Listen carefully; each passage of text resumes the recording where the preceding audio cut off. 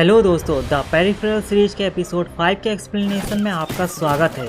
अगर आपने इस सीरीज के पहले के एपिसोड्स का रिकैप नहीं देखा है तो इसका लिंक आपको डिस्क्रिप्शन में मिल जाएगा। एपिसोड 5 व्हाट अबाउट बॉब की कहानी एलिटा के लापता होने से एक साल पहले के सीन के साथ शुरू होती दिखाई देती है, जिसमें एलिटा ग्रेस से उसकी जॉब के सीक्रेट जानने के लिए उससे मिलने आई होती है। अब जब ग्रेस एलिटा की बचपन की दोस्त थी, इसलिए वह एलिटा को एक जगह दिखाती है जहां इन्वर्टेड पिरामिड यानी गॉड फॉन्ट रखा हुआ था, और वो वही जगह थी जहां एपिसोड 1 में बर्टन के पेरिफेरल को डैनियल ने मार दिया था।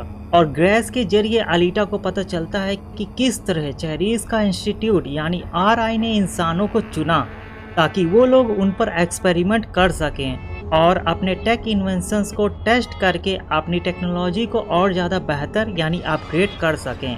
और वहीं ग्रेस अपनी टेक इन्वेंशंस का एक एग्जाम्पल एलिटा को दिखाती है, जिसे कई साल पहले रिकॉर्ड किया गया था, जिसमें बर्टन और उसके साथी मिलिट्री सर्विस को करते हुए दिखाए गए हैं। वहीं एक कंपनी के थ्रू मिलिट्री ने उन सोल्जर्स में RI के बनाए हुए हैप्टिक इम्प्लांट को टेस्टिंग के लिए इंस्टॉल कर दिया, और वो RI के टेक का शुरुआती दौर था, जिसमें उस हैप्टिक की टेस्टिंग के दौरान कॉनर एक हादसे में घायल हो गया था, जो हमें हैंडीकैप के रूप में पिछले कई एपिसोड्स में देखने को मिला है। फिर उन सब खुफिया बातों के बाद वो दोनों उस जगह से निकलती हैं और रास्ते में उन्हें मेरियल मिलती है, और बिना एक्सेस के एलिटा उस जगह कैसे पहुंची, इसकी वजह मेरियल एलिटा से पूछती है, जिसमें ग्रेस उस सिचुएशन को संभाल लेती है। और वहीं मेरियल की आंखें काफ़ी अच्छी लगी, ये एलिटा उससे बोलती है। और ये चीज़ हम लोगों ने एपिसोड 1 में देखा था कि किस तरह एलिटा उस जगह का एक्सेस मेरियल की एक आंख के जरिए हासिल कर लेती है।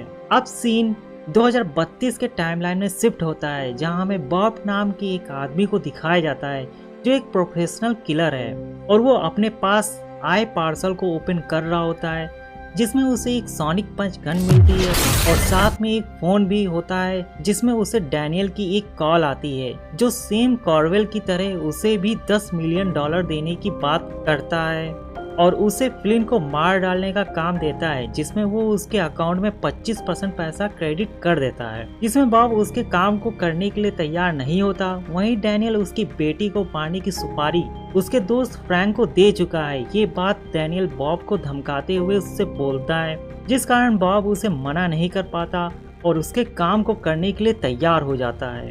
दूसरी ओर फ्लिन हेड स्कैनिंग के लिए तैयार होती है। अब डैनियल की उन सब बातों के बाद बॉब फ्रैंक से मिलता है, जहां फ्रैंक ने एक अनजान आदमी यानी डैनियल से उसकी बेटी को मारने की सुपारी ली, और वहीं उसने डैनियल की धमकियों से डर के उसकी बात मान ली, यानी बॉब की बेटी को मारने की सुपारी एक्सेप्ट कर ली, और ये बात वो बॉब को बता देता है।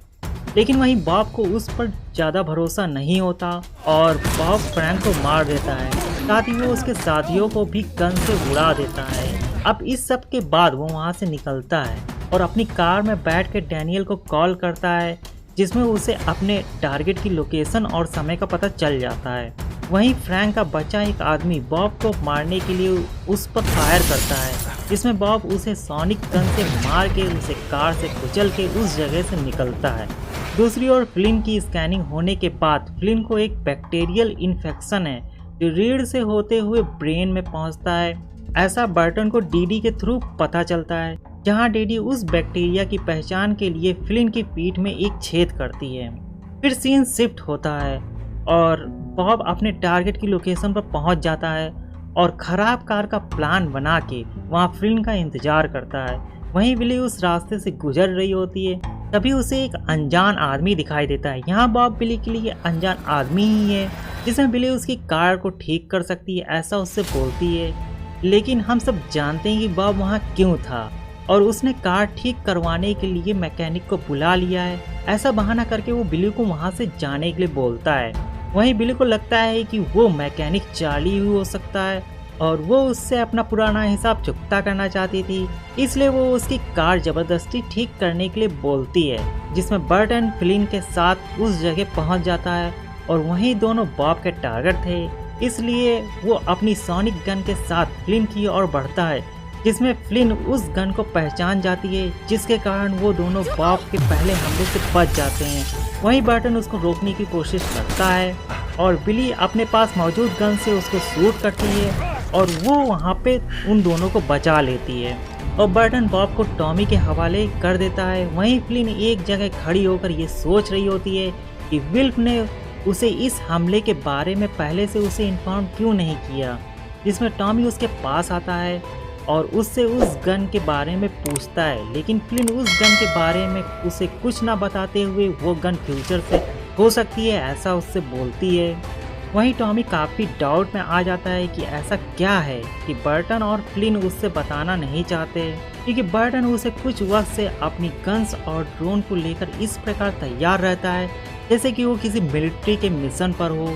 वहीं फ्लिन भी उस सब में टॉमी को इन्वॉल्व नहीं करना चाहती थी, क्योंकि अगर टॉमी को उसके घर के पीछे दफन लाशों के बारे में पता चल गया तो टॉमी उनका दोस्त नहीं रहेगा, बल्कि और पुलिस वालों को बुला के वो उन्हें अरेस्ट भी कर सकता है। इसलिए फ्लिन टॉमी को वो सब बातें इग्नोर करने और उसे किलर बॉब को वहाँ से ले जाने के लिए बोलती है। दूसरी ओर विली भी उन दोनों को उनके घर छोड़ देती है। फिर फ्लिन फ्यूचर की टाइमलाइन में विल्फ से मिलती है, जहाँ बॉब के जरिए उन पर हमला हुआ उस बारे में वो विल्फ को बताती है, जिसमें विल्फ ने उन पर आने वाले खतरे को लेकर उसे इन्फॉर्म नहीं किया ऐसा फ्लिन उससे बोलती है। वहीं विल्फ को भी उन पर हुए हमले के बारे में कुछ पता नहीं था। वहीं फ्लिन को उसके साथ हैप्टिक सिंक के कनेक्शन के बाद से उसे उस पर भरोसा होने लगा, ये फ्लिन विल्फ से बोलती है। दूसरी ओर टॉमी बॉब को गिरफ्तार करके स्टेशन लेकर जा रहा होता है और अचानक से रास्ते में टॉमी की कार का एक्सीडेंट हो जाता है। वहीं दूसरी ओर फ्यूचर की कार्ट होती है, जिसमें से एक आदमी निकलकर टॉमी की कैश से बॉब को लेकर वहां से निकलता है। जो आदमी बॉब को वहां से लेकर गया उसे पूरा नहीं दिखाया गया। वहीं उसके बूट्स को अगर देखें तो वो कॉर्वेल बिकेट हो सकता है। फिर सीन शिफ्ट होता है, जिसमें फ्लिन चेरीज के इंस्टीट्यूट में चेरीज से मिलती है और वो उन्हें क्यों मारना चाहती है ये फ्लिन उससे पूछती है, जिसमें चेरीज उसे मार के रहेगी ये बोलती है, क्योंकि फ्लिन ने उसके आदमी डैनियल को मार दिया था और तो और उसे लगता है कि फ्लिन ने उसका डेटा भी चुरा लिया है, जिस कारण वो उसके और उसकी फैमिली के पीछे पड़ी रहेगी जब तक वो मर नहीं जाते।